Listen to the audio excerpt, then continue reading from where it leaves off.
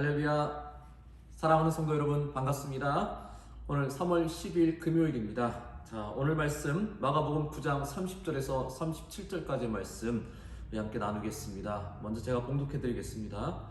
그곳을 떠나 갈릴리 가운데로 지날새 예수께서 아무에게도 알리고자 아니하시니 이는 제자들을 가르치시며 또 인자가 사람들의 손에 넘겨져 죽임을 당하고 죽은 지 3일 만에 살아나리라는 것을 말씀하셨기 때문이더라. 그러나 제자들은 이 말씀을 깨닫지 못하고 묻기도 두려워하더라. 가버나움에 이르러 집에 계실새 제자들에게 물으시되 너희가 길에서 서로 토론한 것이 무엇이냐 하시되 그들이 잠잠하니 이는 길에서 서로 누가 크냐 하고 쟁론하였습니다. 예수께서 앉으사 12제자를 불러서 이르시되 누구든지 첫째가 되고자 하면 뭇사람의 끝이 되며 뭇사람을 섬기는 자가 되어야 하리라 하시고 어린아이 하나를 데려다가 그들 가운데 세우시고 앉으시며 제자들에게 이르시되 누구든지 내 이름으로 이런 어린아이 하나를 영접하면 곧 나를 영접하며 누구든지 나를 영접하면 나를 영접함이 아니요 나를 보내신 이를 영접함이니라. 아멘. 기도하겠습니다. 하나님, 오늘도 하나님을 믿습니다. 하나님을 내 마음에 모시고 싶습니다. 이 말씀 오늘 마음에 잘 새기며 주님 나와 함께 하심을 믿고 또 주님을 의지하며 주님을 따르며 살게 하여 주시옵소서. 예수님의 이름으로 기도합니다. 아멘. 자, 오늘은 죽음과 부활을 말씀하시다라는 제목으로 함께 은혜 나누겠습니다. 제자들은 예수님을 열심히 따라다녔습니다.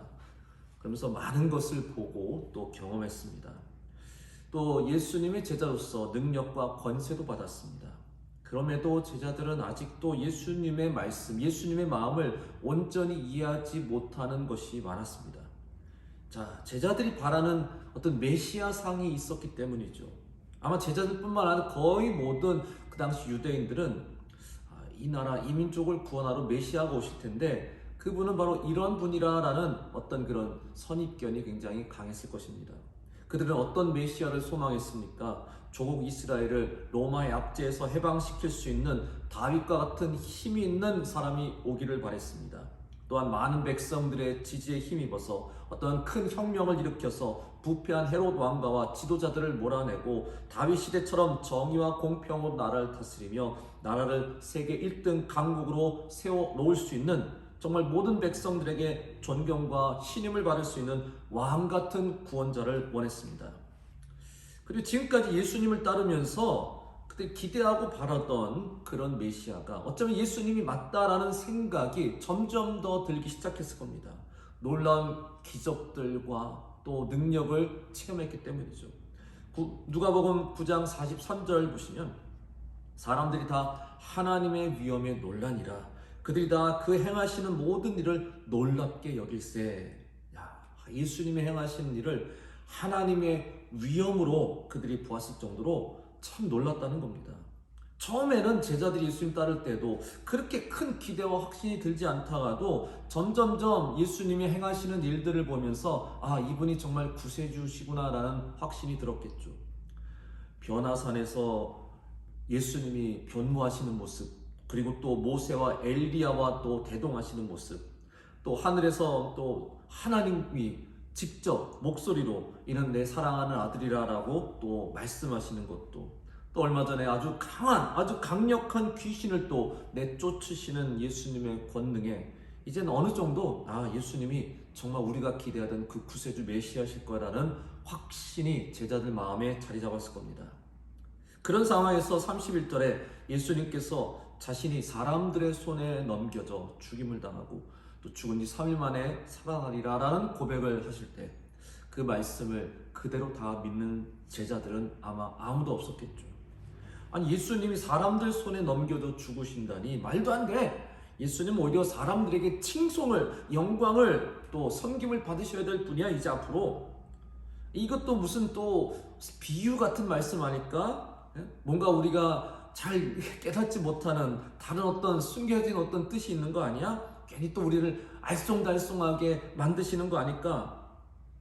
또 그 말씀엔 충분히 또 어떤 오해할 만한 요소들도 있죠. 예수님은 자꾸 인자라는 표현을 쓰시는데 그대로 해석하면 그냥 사람이란 뜻 아닙니까? 그냥 사람이라는 거예요. 예수님은 하나님의 아들이신데 하나님이신데 말이야. 근데 왜 사람이라 하실까?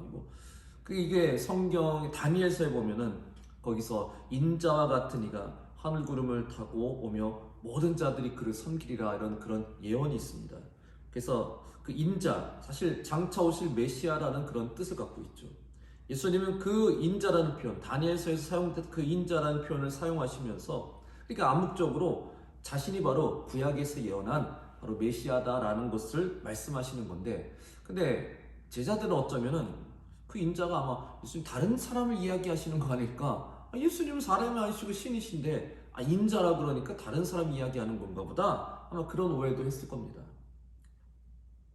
그러나 무엇보다도 제자들이 예수님의 말씀을 온전히 이해하지 못한 것은 그들의 어떤 선입견 때문에, 맹목적인 또 확신 때문에, 또 이제 곧 드러날 그들의 여전히 마음속에 있는 세상적인 그런 부와 명예에 대한 어떤 또 집착, 소망 때문이었겠죠. 예수님을 왜 따랐을까요? 성공하고 싶어서, 세상에서 큰 자리 차지하고 싶어서, 알려지고 싶어서, 인기를 얻고 싶어서, 부를 누리고 싶어서 여전히 그런 마음으로 예수님을 따르고 있었던 것입니다. 자, 그런 오해와 무지함 속에서 예수님께서 자신이 곧 고난당하고 죽으실 것이라는 말씀에도 그들은 그걸 듣고도 마음에 걱정, 근심, 두려움보다는 서로 누가 우리 중에 더 크냐 이런 것을 가지고 쟁론을 벌이고 있었습니다.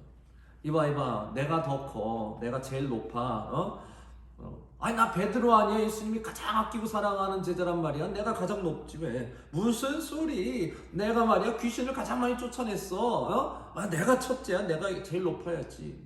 이런 옥신각신 서로 논쟁을 벌이는데, 어떻게 이렇게 예수님의 마음과 제자들이 마음이 이렇게 다를 수가 있을까요? 항상 같이 함께 사역을 하면서도 말이죠. 예수님은 겸손과 섬김을, 그리고 또 사랑, 희생을 이야기하시는데 제자들은 여전히 교만, 또 섬김을 받음, 또한 세상적 성공을 여전히 그들은 바라고 있었습니다. 사실 우리도 크게 다를 바 없지 않습니까?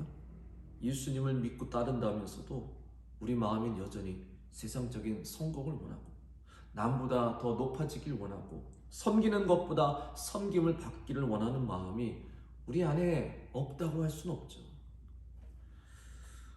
우리도 예수님을 믿고 따른다면서도 참 예수님의 마음과 얼마나 다른 삶을 살고 있는가, 얼마나 다른 마음을 품고 있는가, 오늘 자신을 한번 돌아보시기 바랍니다. 예수님은 그렇게 깨닫지 못하는 제자들에게 한 충격요법을 실시하십니다. 어린아이 하나를 데려오셔서 그 제자들 앞에 세우시고 이렇게 말씀하십니다. 누구든지 내 이름으로 이 어린아이 하나를 영접하면 곧 나를 영접한다, 섬긴다, 받든다. 그 당시에 그 어린아이들 정말 천대받고 무시당하고 사회에서 가장 낮은 계급으로 그렇게 취급받던 어린아이들, 예수님은 제자들 앞에서, 다 큰 성인들이 제자들 앞에서 어린아이를 세우시고 이 아이를 섬겨야 나를 섬기는 거다 이렇게 말씀하십니다. 제자들이 에이 예수님 어떻게, 아니 어른이 어떻게 어린아이를 섬겨요? 그게 말이 됩니까? 말이 안 되죠. 그 당시에는 그런 어떤 전통이, 그들의 사고방식이, 그들의 고정적인 관념이 안 돼. 아이가 어른을 섬겨야지 어떻게 어른이 아이를 섬기냐, 받아들여지지가 않았습니다. 근데 예수님은 그런 고정관념도 깨시면서 심지어 어른이랄지 어린아이를 섬겨야 된다라는 말씀까지 주시죠. 고정관념까지 깨시면서 섬김을 받으려고 하지 말고 섬겨야 된다는 것을 강조하고 계십니다. 사랑하는 성도 여러분, 이 세상에서 큰 자는 누굽니까? 예수님은 자신을 낮추고 또한 섬기는 자가 큰 자라고 말씀하십니다. 우리가 생각하는 거와는 좀 다르고 오히려 반대가 될 수도 있어요.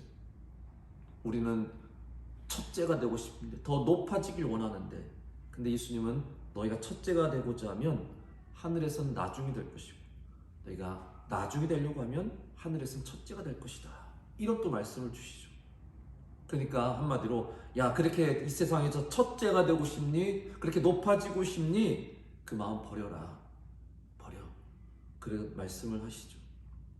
우리 여전히 이기고 싶어 합니다. 또 성공하고 싶어 하고 승리하고 싶어 하고, 왜 안 그러겠습니까? 그렇지만 또한 우리는 분명히 겸손한 마음을 항상 가져야 됩니다.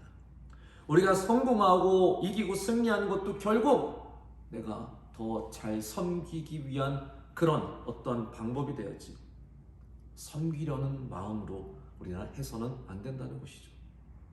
또한 이 세상에서 큰 자는 바로 하나님과 함께하는 자입니다. 어린아이를 섬기는 것이 곧 나를, 예수님을 섬기는 것이고 또 그것이 하나님을 영접하는 것이라고 말씀합니다. 누군가를 섬기는 것이 결코 부끄러운 일도 아니고 비굴한 일도 아니고 창피한 것도 아닙니다.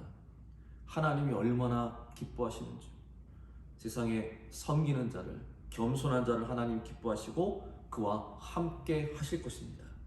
그래서 하나님과 함께하는 자가 이 세상에서 가장 큰 자 아니겠어요? 당연한 거 아니겠습니까? 자, 오늘 말씀 마치겠습니다. 오늘 말씀을 여러분 묵상하고 필사하시면서 세상에서 어떻게든 큰 자가 되려고 했던 나의 욕망, 나의 욕심을 오늘 좀 내려놓으시기 바랍니다. 높은 권세를 가진다고 해서 그 사람이 큰 자가 아닙니다. 힘이 세다고 해서 그가 큰 자가 아닙니다. 하나님이 함께 하시는 자가 큰 자입니다. 그리고 하나님이 함께 하시는 자는 겸손하고 또한 순종적인 사람입니다. 주님의 마음을 더 잘 알 수 있는 믿음을 달라고 오늘 기도하시고, 오늘도 주님의 마음에 합한 사람들이 다 되시기를 주님의 이름으로 간절히 축원합니다. 아멘.